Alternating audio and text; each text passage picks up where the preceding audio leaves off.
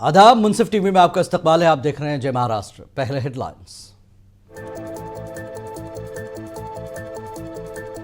वज़ीर-ए-आज़म नरेंद्र मोदी ने मुंबई में बहरिया के 3 जंगी जहाजों को किया कौम के नाम मानविन। मुल्क की सलामती में नई ताकत का हुआ इजाफा।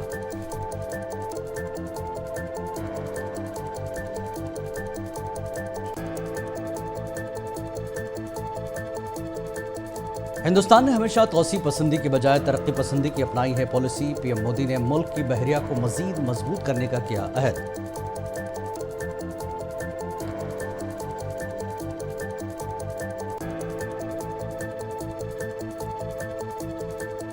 आर्मी चीफ ने कहा, फौज किसी भी सूरत हाल से निपटने के लिए है तैयार। सरहदों पर जदीद आलात और इंफ्रास्ट्रक्चर तैयार करने पर मरकूज है तवज्जो।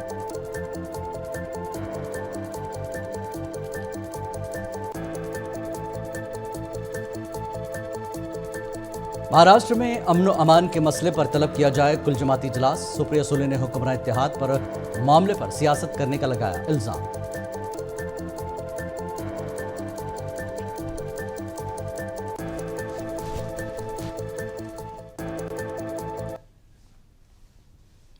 और खबरें तफसील से। वज़ीर-ए-आज़म नरेंद्र मोदी ने आज मुंबई में इंडियन नेवी डॉकयार्ड का दौरा किया है, जहां उन्होंने हिंदुस्तान की समुद्री ताकत को मजीद मुस्तहकम करने के लिए 3 जंगी जहाज़ों को कौम के नाम मानविन किया।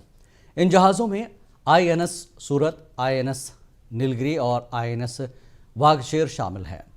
ये जंगी जहाज़ मुल्क की दिफाई सलाहियतों को मजीद बढ़ाएंगे। वज़ीर-ए-आज़म मोदी ने इस मौके पर कहा कि ये तीनों जहाज़ मेक इन इंडिया के तहत तैयार किए गए हैं और इनका मकसद मुल्क की सलामती में नई ताकत का इजाफा करना है। ये जहाज़ दहशतगर्दी और मनशियात की स्मगलिंग जैसे खतरात से इलाके की हिफाजत में मदद करेंगे। उन्होंने कहा कि इस कदम से हिंदुस्तानी बहरिया को मजीद मजबूत बनाने में मदद मिलेगी और दुनिया भर में हिंदुस्तान की बहरी ताकत का पैगाम जाएगा। वज़ीर-ए-आज़म ने मजीद कहा कि आज हिंदुस्तान की समुद्री विरासत, बहरिया की अजीम तारीख और ख़ुद मुख्तार हिंदुस्तान के मिशन के लिए एक तारीख़ी दिन है। उन्होंने हिंदुस्तान की समुद्री ताकत को तक़वियत देने के लिए मजीद इक़दाम करने का अहद किया। 15 जनवरी के दिन को आर्मी डे के रूप में भी मनाया जाता है। देश की रक्षा के लिए अपना जीवन समर्पित करने वाले प्रत्येक जाबाज को मैं नमन करता हूं। मां भारती की रक्षा में जुटे हर वीर वीरांगना को मैं आज के दिन बधाई देता हूं। साथियों, आज भारत की समुद्री विरासत, नेवी के गौरवशाली इतिहास और आत्मनिर्भर भारत अभियान के लिए भी बहुत बड़ा दिन है। छत्रपति शिवाजी महाराज ने भारत में नौसेना को नया सामर्थ्य दिया था, नया विजन दिया था। आज उनकी इस पावन धरती पर 21वीं सदी की नेवी को सशक्त करने की तरफ हम एक बहुत बड़ा कदम उठा रहे हैं। वज़ीर-ए-आज़म मोदी ने हिंदुस्तान के आलमी किरदार पर भी बात की और कहा कि आज हिंदुस्तान को आलमी सतह पर एक काबिल एतमाद और जिम्मेदार पार्टनर के तौर पर जाना जा रहा है और हिंदुस्तान ने हमेशा तौसी पसंदी के बजाय तरक्की पसंदी की पॉलिसी अपनाई है। भारत पूरे विश्व और खासकर ग्लोबल साउथ में एक भरोसेमंद और जिम्मेदार साथी के रूप में पहचाना जा रहा है। भारत विस्तारवाद नहीं, भारत विकासवाद की भावना से काम करता है।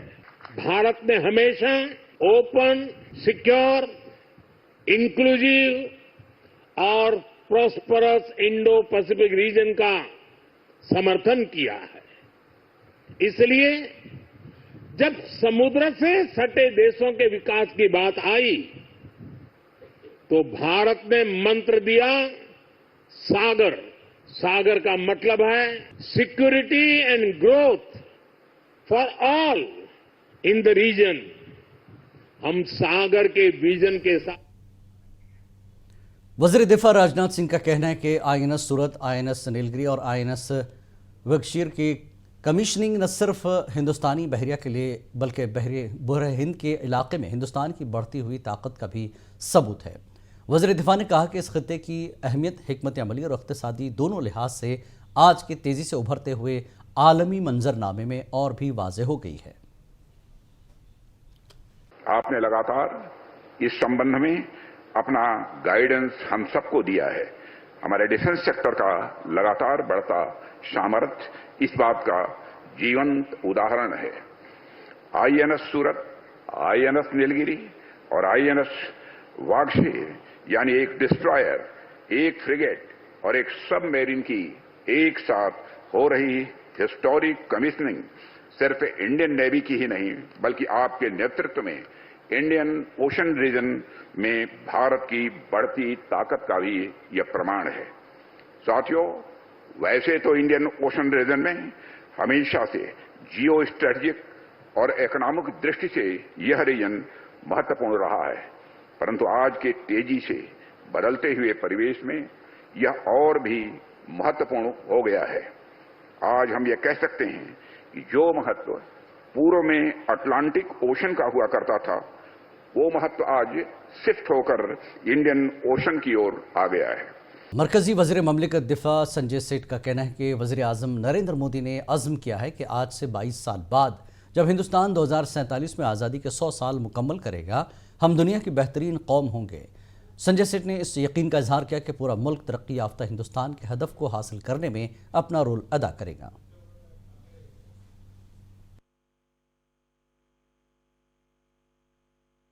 प्रधानमंत्री नरेंद्र मोदी जी का जो संकल्प कि आज से 22 साल बाद 2047 जब भारत की आजादी के 100 साल होंगे, हम दुनिया के सर्वश्रेष्ठ राष्ट्र में होंगे, हम सबसे ताकतवर देश होंगे, तो वह संकल्प 140 करोड़ देशवासी एक साथ लेकर देश को बनाना है, देश को और मजबूत करना है, तब सर्वश्रेष्ठ बनेंगे। तो आज हमने एनसीसी परिवार को भी कहा है, सब पूरा एनसीसी परिवार अब पूरा देश लगेगा कि हमको एक सब हमारा एक गोल हो जाए कि हमको 2047 मेरा गोल, सारे देशवासियों एक गोल, प्रधानमंत्री को संकल्प को पूरा करने के लिए भारत मां भारती को सर्वोच्च कहते हैं ना, मां भारती का परचम पूरी दुनिया में लहे, परम वैभव तक है। आज आर्मी डे है। इस साल हिंदुस्तान 77वां आर्मी डे मना रहा है। पूरी कौम उन जवानों की बहादुरी और जंगी जज्बे को सलाम पेश करती है जो मुल्क के दिफा में मसरूफ़ हैं और बेलौस खदमात अंजाम दे रहे हैं। मुल्क की हिफाजत में कलीदी किरदार अदा करने वाली हिंदुस्तानी फ़ौज की बहादुरी और कुर्बानियों की याद में आज मुल्क भर में आर्मी डे की तकरीबात मनाई जा रही है। इस सिलसिले में महाराष्ट्र के पुणे में भी 77वीं आर्मी डे परेड का अहतमाम किया गया। इस मौके पर आर्मी चीफ उपेंद्र द्विवेदी ने तकरीब से खिताब किया। इस मौके पर जनरल द्विवेदी ने कहा कि हमारी फ़ौज किसी भी सूरत हाल से निपटने के लिए पूरी तरह तैयार है और इसके तवज्जो सरहदों पर जदीद आलात और अहम इंफ्रास्ट्रक्चर तैयार करने पर मरकूज है।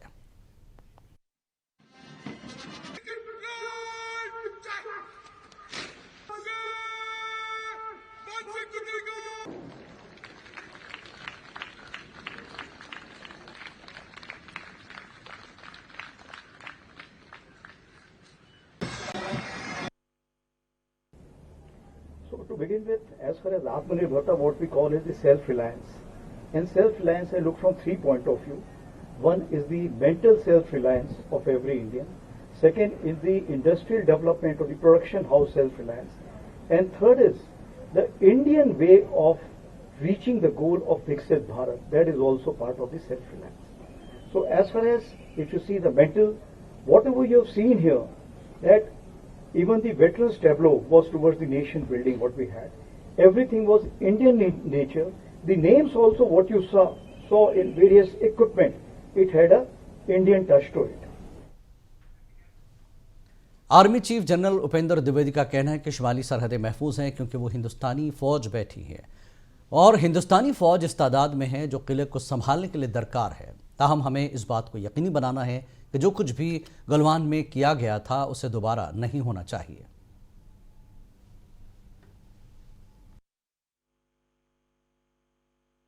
See, the northern borders are safe. Why? Because Indian Army is sitting there. and Indian Army is in the number which is required to hold fort. Now, when you say a word of caution, why? Because we have to make sure that whatever was done in Galwan should not get repeated.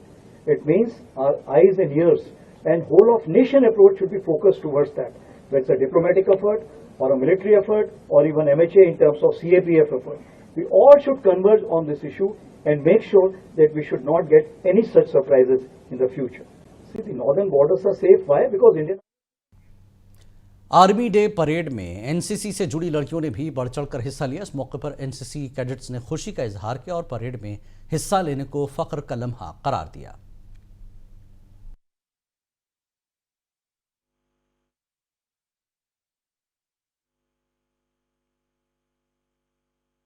As we all know that the NCC girls contingent had made the history for the first time as the SW contingent is marching in the Army Day parade.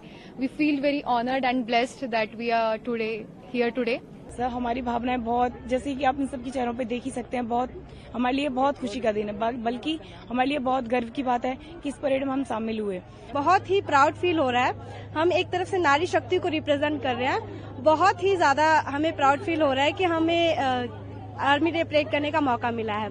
Were very enthusiastic throughout and they are self-motivated and they had this thing inside them that they want to represent women in the armed forces in this historic Army Day Parade 2025. I think Indian Army serves as an ideal organization which provides equal opportunities to men and women who have it in them. So you just need to embrace the opportunities and embark on the path of courage and valor. So we were so overwhelmed to march for the first time. As we were making the history, we were so full of pride and honor, and for sure we will make the history and make others proud as well. So we were making the idea of that we are equal, we are marching on the same the others are marching. So from the day one we were back 10 days back, but we covered 15 days prior. So daily we used to practice for 10 hours and rigorously practicing daily. Valmiki करार के खिलाफ मकोका का मुकदमा दर्ज होने के बाद भी संतोष देशमुख कत्ल केस खत्म नहीं हो रहा है। एक तरफ मकोका के निफाज के बाद वाल्मीकि करार के हामी एहतजाज कर रहे हैं और इलाके को बंद कर रहे हैं। इसके साथ ही अपोजिशन पार्टी हुकूमत पर वाल्मीकि करार केस को कमज़ोर करने का इल्ज़ाम लगा रही है। मेंबर पार्लियामेंट सुप्रिया सुले ने भी आज बारामती में एक प्रेस कॉन्फ्रेंस में कहा कि हमारी पार्टी महाराष्ट्र में अमन अमान के मसले पर एक मुकम्मल मीटिंग करना चाहती है, लेकिन हुकूमत में शामिल पार्टियां इसके लिए तैयार नहीं हैं। सुप्रिया सुले ने कहा कि हमारे लिए सियासत से ज़्यादा रियासत में अमन कायम करना अहम है। कधीही वाल्मिक कराड, बीड आणि परभणीच्या गोष्टींमध्ये कधीही राजकारण आणलेलं नाही आणि आणणारही नाही। त्याच्यामुळे माझ्यासाठी कुठल्या राजकीय पक्षाचा विषयच होत नाही। आणि कॉम्पिटंट अथॉरिटी कोण आहे? कॉम्पिटंट अथॉरिटी ही पोलीस आहे आणि पोलीस खात्याचा मंत्री आहे। पोलीस खात्याचे मंत्री हे माननीय मुख्यमंत्री आहेत। सिंपल, पक्षाचा विषयच होत नाही। आणि कॉम्पिटंट अथॉरिटी कोण आहे? कॉम्पिटंट अथॉरिटी ही पोलीस आहे आणि पोलीस खात्याचा मंत्री आहे। पोलीस खात्याचे मंत्री हे माननीय मुख्यमंत्री आहेत। सिंपल। चाटे नावाचे जे कोणी आहेत ते तुमच्या चॅनलवरच मी पाहते, त्यांचा फोन मिसिंग आहे। असा कसा फोन मिसिंग आहे? त्याचा सीडीआर काढलाय का? काय पोझिशन आहे त्याची? त्याच्यानंतर एनसीपी एससीपी एमपी सुप्रिया सोले का कहना है कि मईशत आलमी सतह पर सुस्त पड़ गई है और हिंदुस्तानी मईशत ने पिछली सेमाही में ज़बरदस्त कमी दिखाई है और अगली चंद सेमाहियों में इसकी अक्कासी होने वाली है। हमें बजट सेशन से बहुत ज़्यादा तवक्कुआत हैं।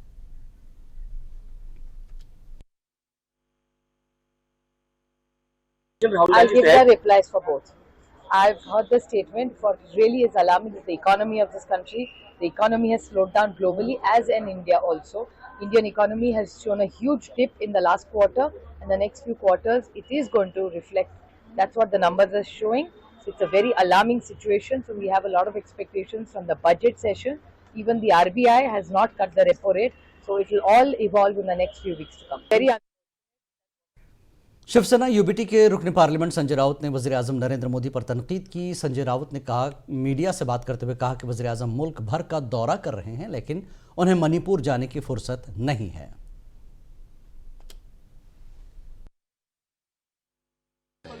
बात ऐसी है कि प्रधानमंत्री है, कल जम्मू कश्मीर में थे, कुंभ में थे, कुंभ में गए ना बाद में, और जगह पर घूमते हैं। प्रधानमंत्री है, देश घूमना चाहिए, लोगों से मिलना चाहिए।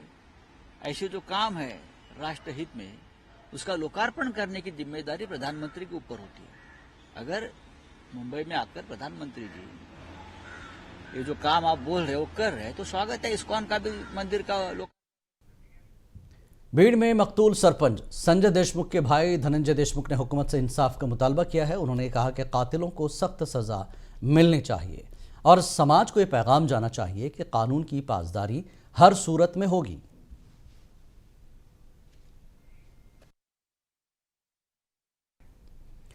शिवसेना शिंदे ग्रुप के लीडर संजय निरुपम का कहना है कि मुल्क वज़ीर आज़म नरेंद्र मोदी की क़यादत में तरक्की कर रहा है। उन्होंने कहा कि वज़ीर आज़म बड़े विजन के साथ मुल्क की तरक्की चाहते हैं, लेकिन मुल्क के सभी लोगों को इसमें अपना किरदार अदा करना चाहिए।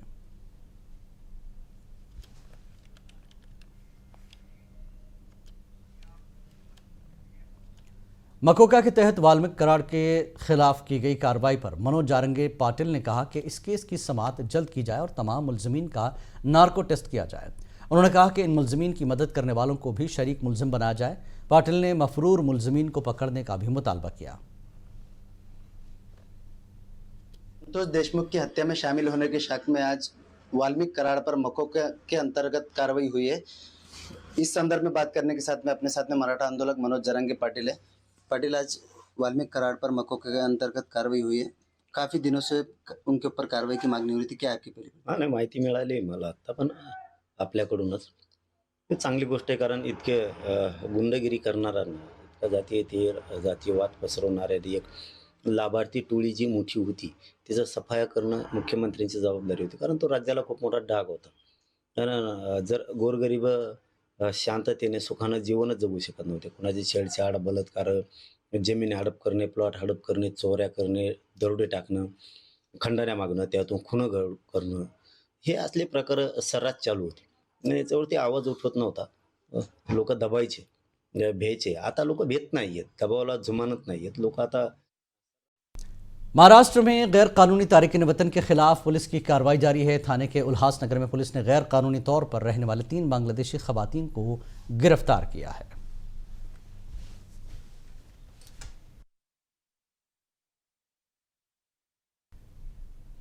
जय महाराष्ट्र में फिलहाल इतना ही। आदाब।